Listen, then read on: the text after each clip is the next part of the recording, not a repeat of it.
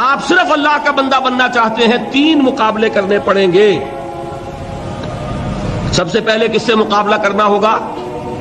اپنے نفس سے۔ وہ جو کل شعر سنایا تھا کہ مسجد تو بنا دی شب بھر میں ایمان کی حرارت والوں نے، من اپنا پرانا پاپی ہے برسوں میں نمازی بن نہ سکا۔ کوئی شخص رشوت پیش کر رہا ہے، حرام شے ہے، نفس کیا کہتا ہے؟ لے لو، کہتا ہے کہ نہیں؟ اور بڑی پٹیاں پڑھاتا ہے کہ یہ سارا تقویٰ کا حیضہ تمہیں ہو گیا ہے، فلاں حاجی ہے، فلاں وہ ہے، وہ بھی لیتا ہے، اور فلاں ضرورت رکی پڑی ہے، بچے کی فیس نہیں گئی ہے، بیوی کو اتنا عرصہ ہو گیا ساڑی کی فرمائش کرتے ہوئے ساڑی نہیں خریدی گئی ہے، یہ ساری پٹی پڑھائے گا نفس کے نہیں۔ اب اگر آپ مقابلہ کر سکتے ہیں نفس کا تو بچیں گے، مقابلہ نہیں کر سکتے باہر کھا جائیں، یہی ہوگا کہ نہیں؟ اذان کا وقت آ گیا، اذان سن لی آپ نے، لیکن پھر نفس نے کہا ابھی اور سو، آپ نے کروٹ لی اور کپڑا خوب ٹھیک کیا اور غین ہو گئے۔ اگر آپ اس نفس کے تقاضے کو اس وقت رد کر سکتے، طاقت آپ میں اتنی ہوتی تو آپ کھڑے ہوتے مسجد کی طرف جاتے۔ گویا کہ بندگی رب کے لیے سب سے پہلا جہاد کس سے کرنا ہوگا؟ نفس۔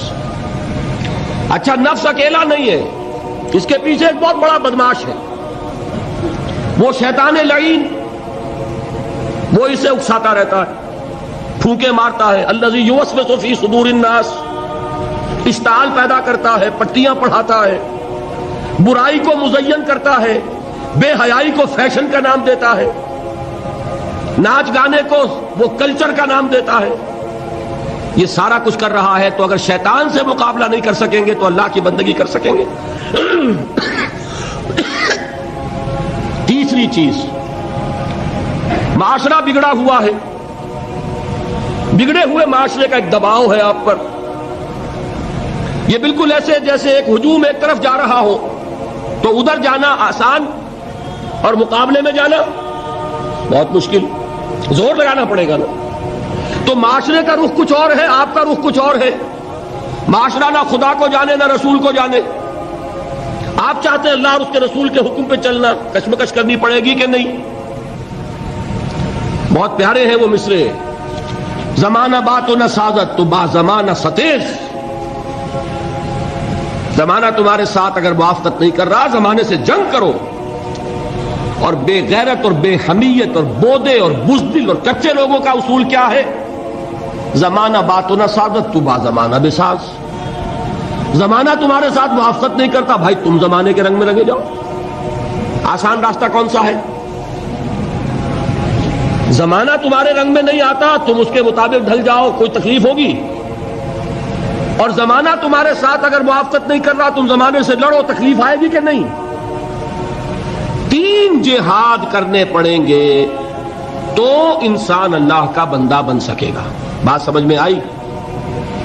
اسی لیے جب پوچھا گیا حضور سے ای الجہاد افضل یا رسول اللہ، اے اللہ کے رسول سب سے افضل جہاد کون سا ہے؟ آپ نے فرمایا ان تجاہد نفسک فی طاعت اللہ، سب سے افضل جہاد یہ کہ اپنے نفس سے جہاد کرو، کشمکش کرو، مقابلہ کرو، تاکہ اسے اللہ کا مطیع بناؤ۔ یہ جہاد ہے افضل الجہاد۔ پہلے میں نے کہا تھا پہلی منزل سب سے اہم، تو جو پہلی منزل کا جہاد ہے وہ افضل الجہاد، بالکل 2 اور 2 4 کی طرح کی بات ہے۔ اور اسی کو کہا گیا جہاد اکبر۔ جب آپ غزوہ تبوک سے واپس آئے ہیں، آپ نے فرمایا مسلمانوں یہ نہ سمجھنا جہاد ختم ہو گیا، رجعنا من الجہاد الاصغر الى الجہاد الاکبر، وہ تو چھوٹا جہاد تھا جو ہم کرنے گئے تھے کافروں کے خلاف، یہ بڑا جہاد ہے جو مدینے میں رہ کر ہوگا، ہر آن ہوگا، وہ تو کبھی ہوتا ہے کبھی نہیں ہوتا، یہ ہر وقت ہوتا ہے، ہر صبح ہوتا ہے، ہر رات ہوتا ہے، ہر شام ہوتا ہے، ہر لحظہ ہوتا ہے، ہر وقت کشمکش ہے خیر و شر کی، حلال اور حرام کی، صحیح اور غلط کی، زمانے کی روش اور دین کا تقاضا ٹکرا رہے ہیں۔ آپ اگر اس راستے پر پہلا قدم رکھیں ایک عزم کے ساتھ تو ہوش ٹھکانے آ جائیں گے، دن میں تارے نظر آئیں گے، 14 طبق روشن ہو جائیں گے کہ دین کا نام لینا آسان ہے، چلنا بہت مشکل ہے۔ چمی گویم مسلمانم بے لرزم کہ دانم مشکلات لا ادارہ۔ یہاں پر بھی نوٹ کیجئے کہ یہ 3 اس کے مرحلے ہیں جو منہج انقلاب نبی میں ہم نے واضح کی۔ طاقت کے ساتھ طاقت، پنجہ آزمائی۔ پہلا مرحلہ صبر محض ہے، پرسیکیوشن کو جھیلو، برداشت کرو، صبر کرو. نغمہ ہے بلبل شوریرہ تیرا خام ابھی، اپنے سینے میں اسے اور ذرا تھام ابھی، منتظر رہو، وقت آئے گا ہاتھ کھول دیے جائیں گے. دوسرا مرحلہ ایکٹیو ریزسٹنس، آگے بڑھو، للکارو، چیلنج کرو، اقدام کرو. آخری مرحلہ پھر تصادم، جان دینے کے لیے میدان میں آ جاؤ. یہ قتال ہے. اسی لیے میں نے ایک مرتبہ تقریر کی تھی بھمبر میں، پہلی مرتبہ مجھے یاد ہے، میں نے یہ 9 منزلیں بیان کی تھی. 8 منزلیں جہاد ہیں، 9ویں منزل جا کر قتال بنتی ہے.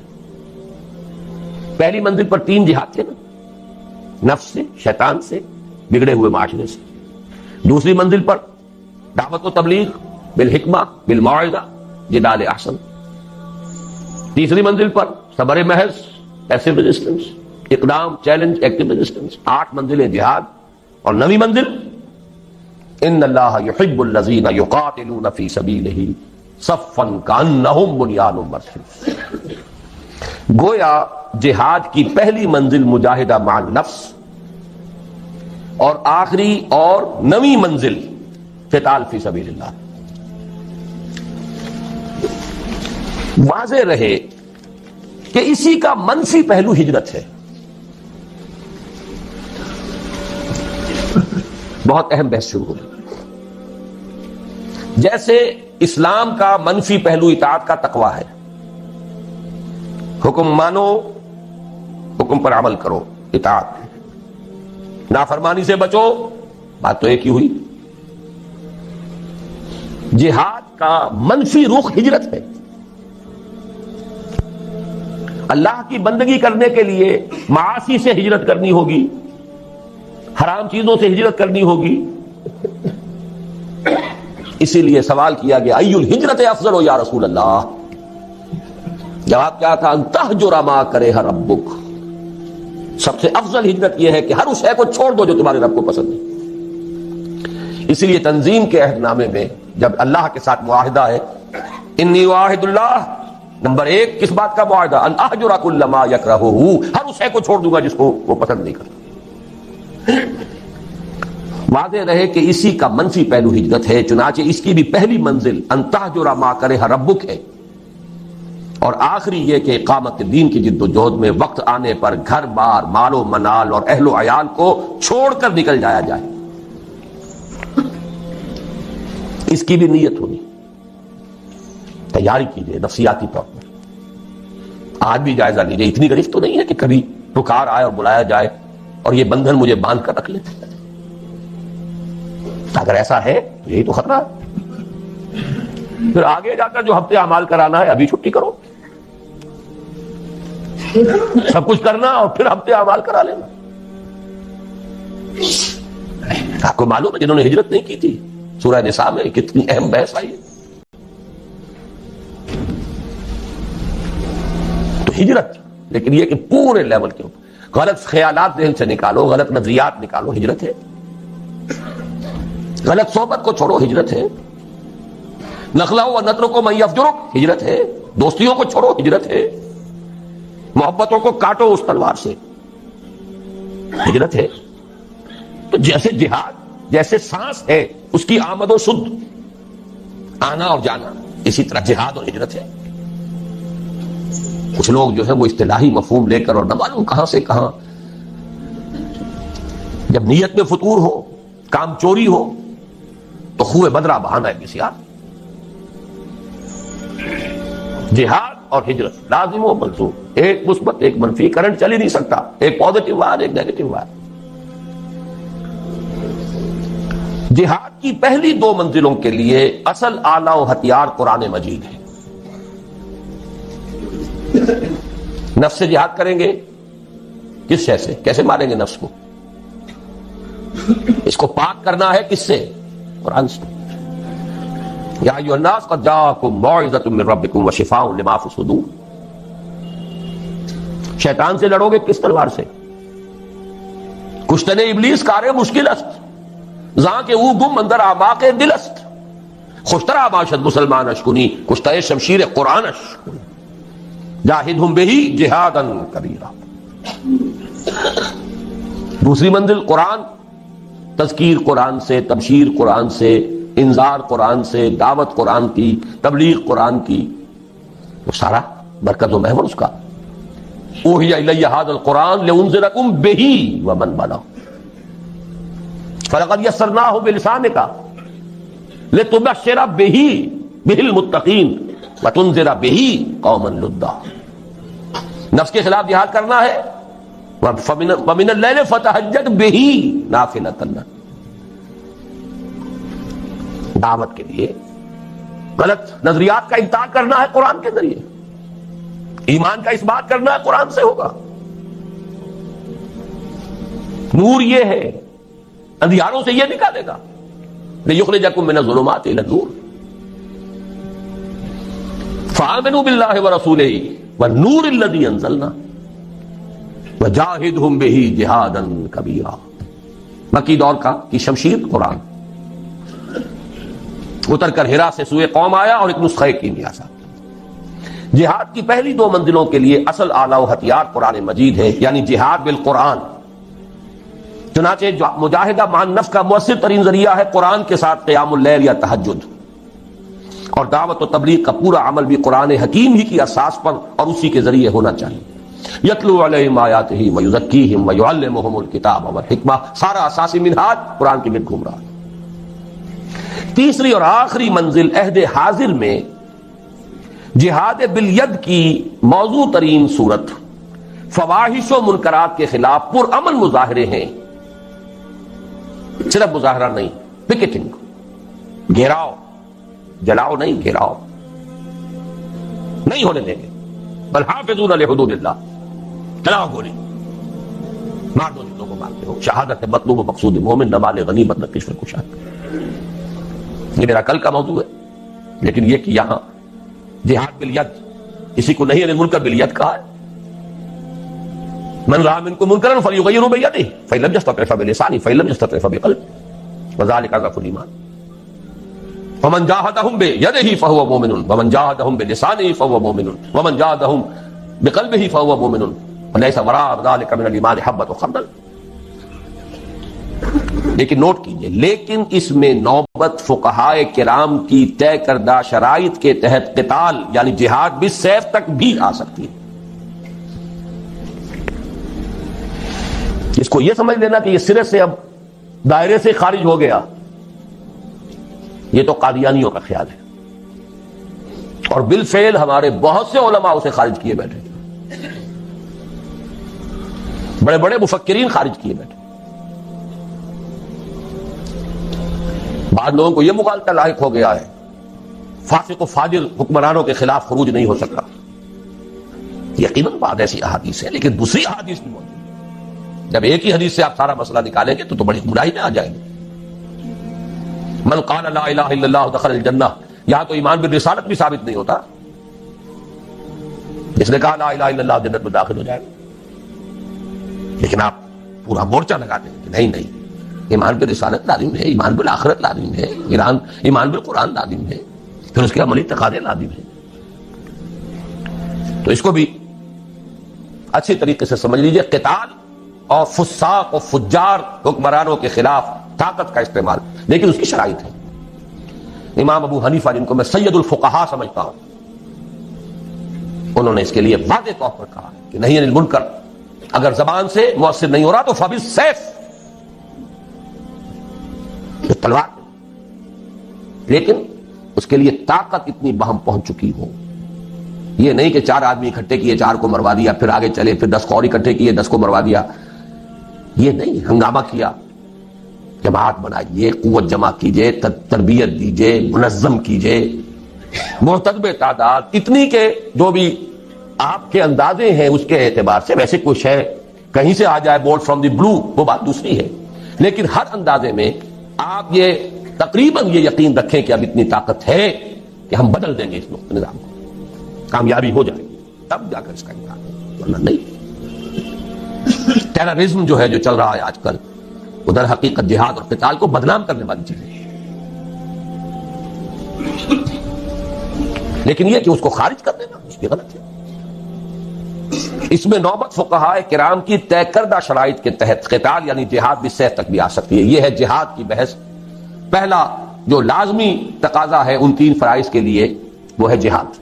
دوسرا لزوم اجتماعیت، اجتماعیت کا لزوم. اس میں بھی درجے ہوں گے. کسی جگہ یہ مستحب ہوگا، کسی جگہ یہ مفید کہہ لیجئے، ممد کہہ لیجئے، کسی جگہ لازم ہوگا. ہر وقت ہر حال میں لازم نہیں. فریضہ اول کے ضمن میں صرف صحبت صالح، کونوا مع الصادقین.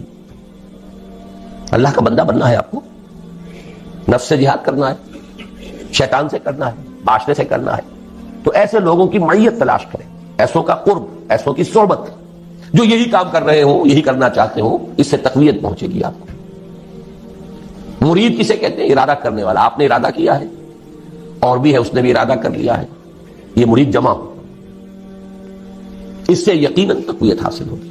لیکن عقلاً محض اس کام کے لیے جماعت، میں جماعت کا ایک مفہوم خاص بول رہا ہوں، جماعت ڈسپلنڈ سموتات والی جماعت، اس کام کے لیے ضرورت نہیں.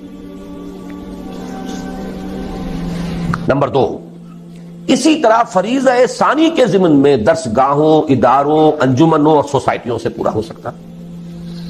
دین کی دعوت و تبلیغ ہے، ڈھیلا ڈھالا نظم ادارہ ہے، اشاعت قرآن کا ادارہ، پبلشنگ ہاؤس ہے، آڈیو ویڈیوز کے کا کوئی سلسلہ ہے، جرائد ہے، رسائل ہیں، انجمنیں ہیں، دارالعلوم ہے. یہ سب اس کا ذریعہ ہے. یہ جماعتیں نہیں ہیں. اجتماعیت تو ہے. لزوم اجتماعیت لکھا ہے میں نے اوپر. اجتماعیت ایک عام لفظ ہے. یہ لوز آرگنائزیشنز، ایسوسیشنز، انجمنیں، ان میں وہ سموتات، ڈسپلن یہ نہیں. ٹھیک ہے، ایک دستور ہے، قانون ہے، اس کے مطابق آپ نے تقسیم کار کر لیے. کوئی صدر ہے، کوئی سیکریٹری ہے، جس کی ٹانگ گھسیٹنی ہو گھسیٹ لیجیے، نو کانفیڈنس لے آئیے اس کے خلاف. جس کو آپ برقرار رکھنا چاہیں رکھیں، جو بھی رکھیں. آپ کا دارالعلوم ہے، اس کا کوئی محتمم ہے، بہرحال ایک نظم تو وہاں ہوگا. لیکن یہ کہ وہ جماعت کا سلسلہ نہیں. لیکن اب ہے اصل شے، فریضہ ثالث کے ضمن میں سم و طاعت فی المعروف کے ٹھیٹھ اسلامی اور عسکری اصول پر مبنی جماعت کے بغیر پورا نہیں. کوئی احمق ہوگا جو سمجھے کہ یہ کام ہو سکتا ہے بغیر اس کے. ٹھیٹھ اسلامی اور عسکری ملٹری ڈسپلن، وہاں آپ کو یہ اختیار نہیں ہے، حق حاصل نہیں ہے کہ آپ اپنے سپیریئر سے یہ پوچھیں کہ یہ حکم آپ کیوں دے رہے ہیں، مجھے کیا حکمت ہے. There's not to reason why, there's but to do and die. عسکری اور ٹھیٹھ اسلامی سموتات، فاسمعوا واطیعوا. اللہ کی سموتات مطلق، رسول کی سموتات مطلق، الا یہ کہ وہ خود کہہ دیں کہ یہ صرف میرا مشورہ ہے، حکم نہیں ہے. جیسے حضرت بریرہ نے پوچھ لیا تھا. حضرت مغیث ایک غلام تھے، حضرت بریرہ ایک کنیز تھیں، ان کے ساتھ نکاح تھا. حضرت عائشہ کی کنیز تھی حضرت بریرہ. حضرت عائشہ نے انہیں آزاد کر دیا. اب ان کا سٹیٹس ہو گیا اونچا، وہ غلام کے غلام تھے. یہ ایک خیار حاصل ہوتا ہے، اختیار، چوائس. کنیز پہلے جس کے نکاح میں تھی، کنیز ہونے کی حیثیت سے کسی غلام کے، اب جب وہ حرہ ہو گئی، آزاد ہو گئی، تو شی ہیز این آپشن. وہ چاہے تو اب اس کے نکاح میں رہے، چاہے تو نہ رہے. کفر نہیں رہا نا اب وہ. تو حضرت بریرہ نے کہا میں تو اب اس کے نکاح میں نہیں رہوں گی مغیث کے. انہیں بہت محبت تھی. انہوں نے پہلے خود خوشامد کی، نہیں مانی. پھر سفارش کروائی. سفارش بھی کس کی؟ محمد رسول اللہ صلی اللہ علیہ وسلم کہ حضور اس سے کہیے. حضور نے فرمایا بریرہ کیا حرج ہے اگر تم مغیث کے گھر میں رہو. پورا فوراً سوال کیا، حضور آپ کا حکم ہے یا مشورہ؟ فرمایا نہیں، حکم نہیں ہے، مشورہ ہے، تو میرے لیے قابل قبول نہیں ہے. حکم کو نہیں ٹالا. ما كان لمؤمن ولا مؤمنة اذا قضى الله ورسوله امرا ان يكون لهم الخيرة فيهم. مشورے کو آپ سوچ سکتے ہیں، ٹھیک ہے، چوائس ہے. ایک عورت جانتی ہے کہ بیوی کی حیثیت سے اسے کیا فرائض ادا کرنے ہیں. ذہناً قلباً جس کو وہ قبول نہ کر رہی ہو، اس کے ساتھ وہ حقوق جو ہیں وہ ادا کر سکے گی کہ نہیں کر سکے گی. شی نوز اٹ بیٹر. حکم نہیں دیا، لیکن حکم ہو تو سم و طاعت مطلق، نو ایکسیپشن. آگے چل کر حضور کے بعد اب ہے فی المعروف، صرف ایک اس کے اندر ایکسیپشن ہوگی، اگر اللہ اس کے رسول کے واضح احکام کے خلاف کوئی بات ہے تو نہیں مانیں. اس کی وضاحت میں بعد میں کروں گا کیونکہ مجھے آج ایک حدیث بھی ذرا آپ کو پڑھانی ہے. تو یہ لزوم اجتماعیت جو ہے، اس کا تقاضا فریضہ اول کے ضمن میں صرف صحبت صالح سے پورا ہو جاتا ہے، کونوا مع الصادقین. سیکنڈ لیول پر درس گاہوں، اداروں، انجمنوں اور سوسائٹیوں سے پورا ہو سکتا ہے. سم و طاعت والی جماعت ضروری نہیں، لیکن فریضہ ثالث کے ضمن میں سم و طاعت فی المعروف کے ٹھیک اسلامی اور عسکری اصول پر مبنی جماعت کے بغیر پورا نہیں ہو سکتا. یہی مراد ہے حضور کے ان الفاظ مبارکہ سے، آمرکم بخمس بالجماعت والسمع والطاعت والہجرت والجہاد فی سبیل اللہ. آپ یہ بھی کہہ سکتے ہیں میں نے پورا جو ہے یہ 2 گھنٹوں میں صرف اس حدیث کا درس دیا ہے آپ کو.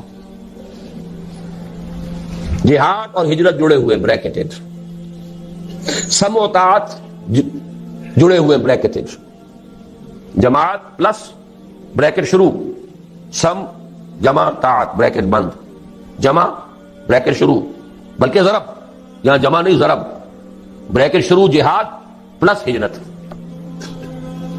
بریکٹ بند. اس حدیث کو یوں ذہن میں رکھیے. جماعت کون سی؟ سم و طاعت والی. یہ لازم و ملزوم ہے، بریکٹڈ ہے، سنو اور مانو. یہ کس لیے ہے؟ ضرب دینا ہے اس کو، وہ ہے ہجرت و جہاد.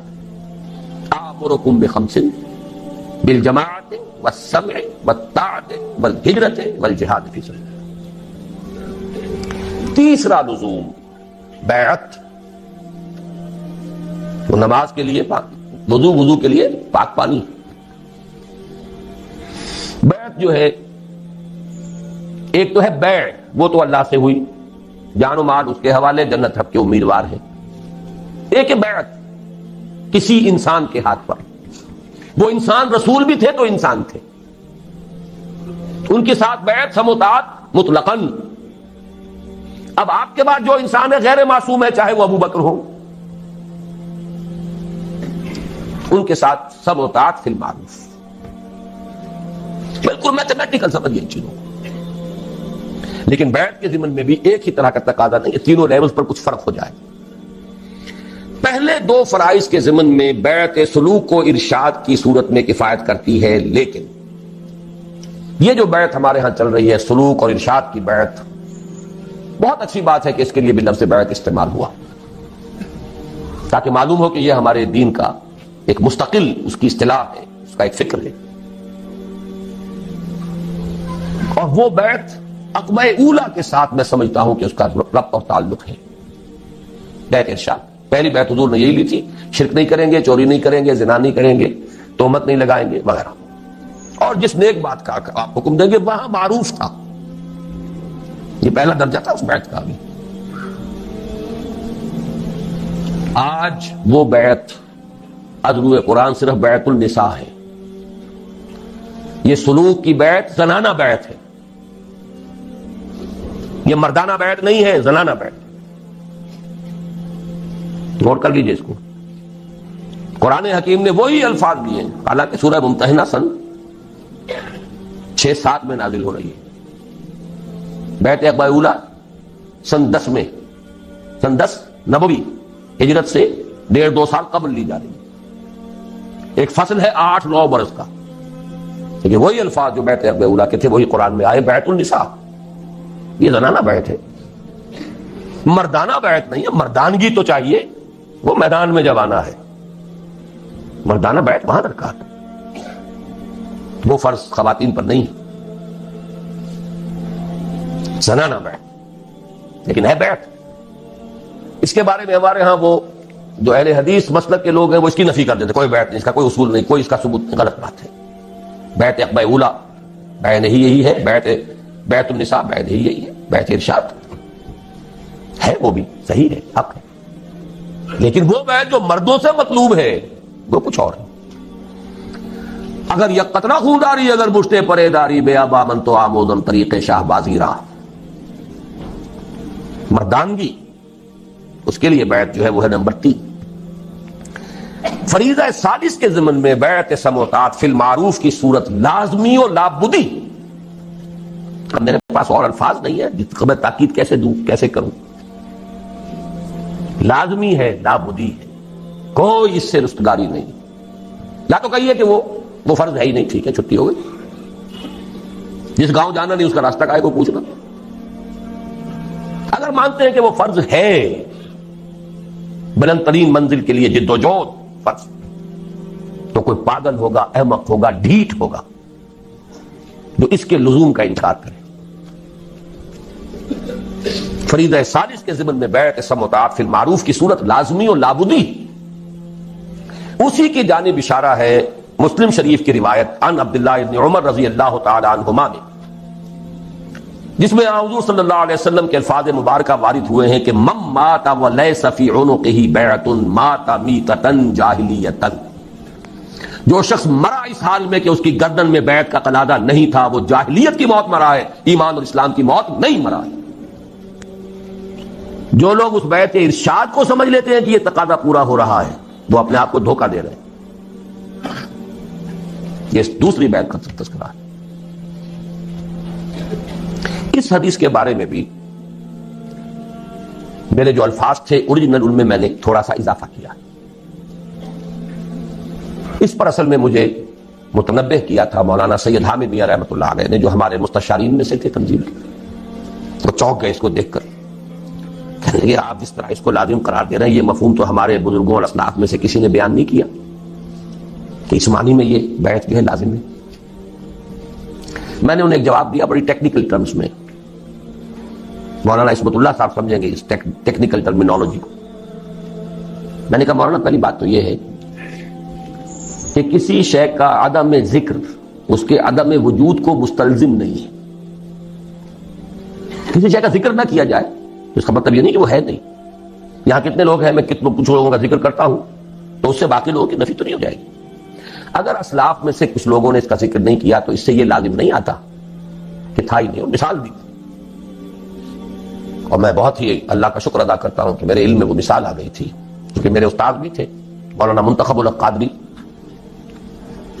انہوں نے بتایا کہ ان کے جو استاد تھے مولانا معین الدین اجمیری رحمۃ اللہ علیہ, ان کی جو لائبریری تھی اس کی ایک الماری ایسی تھی جس کی وہ چابی کسی کو نہیں دیتے تھے کبھی. اس کی کتابیں جھاڑنی ہوتی تھی تو خود ہی. ایک مرتبہ کہیں طبیعت ناساز تھی اور یہ ان کے بہت چہیتے شاگرد تھے, مجھے دے دی. اور وہ رہتے تھے قبرستان میں. قبرستان میں وہ جگہ بنائی بھی تھی, وہاں رہتے تھے. یہ بھی وہ کہتے تھے ہماری سمجھ میں نہیں آتا تھا, ان کے پاس اچھے بھلے گھر موجود ہیں اجمیر شہر کے اندر, وہاں کیوں نہیں رہتے.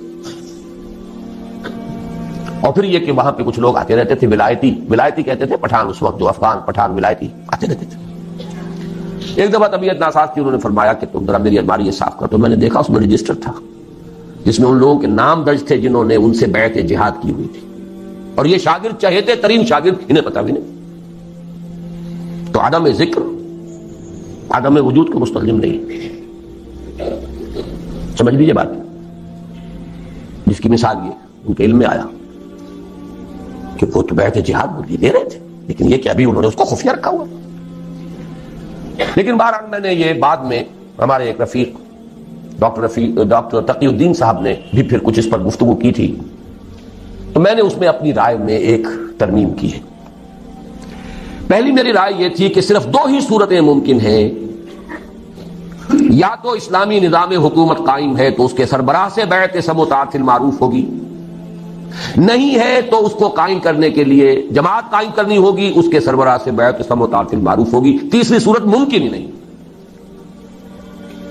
تو جیسے میں نے اب استثناء قائم کیا ہے اس میں کہ علم اور عمل کے درمیان فصل بھی ہو سکتا ہے, ایک شخص مفلوج ہو سکتا ہے نفسیاتی اعتبار سے, اللہ جانتا ہے لا یکلف اللہ نفسا الا وسعها, وہ حساب لے لینا. قاعدہ کلیہ نہیں ٹوٹے گا نارمل آدمی کے لیے. وہی بات ہے کہ علم اور نظریہ اور فکر اور ادھر عمل اور رویہ اور کردار لازم و ملزوم نہیں. اسی طرح اب میں نے یہاں پہ لفظ لکھا ہے اس لیے کہ نارمل حالات تو 2 ہی صورتیں ممکن ہیں. ایک لفظ کا اضافہ کیا, نارمل حالات, جیسے وہ نارمل انسان بمقابلہ مریض انسان, نارمل حالات بمقابلہ فتنہ شدید، یہ ابھی آگے آ جائے گا۔ اس لیے کہ نارمل حالات میں تو دو ہی صورتیں ممکن ہیں۔ نمبر ایک، اگر کم سے کم شرائط و معیارات پر اترنے والا صحیح اسلامی نظام حکومت قائم ہے تو اس کے سربراہ سے بیعت سموتات فی المعروف،